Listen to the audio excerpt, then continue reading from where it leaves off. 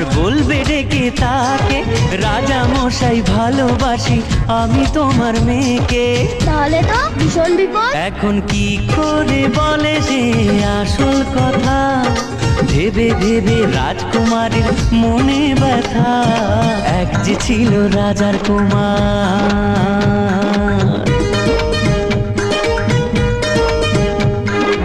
ওদিকে সেই অন্য দেশে রাজার কুমার এসে বিয়ের কথা বলতে এলো হবু জামাই বেশে।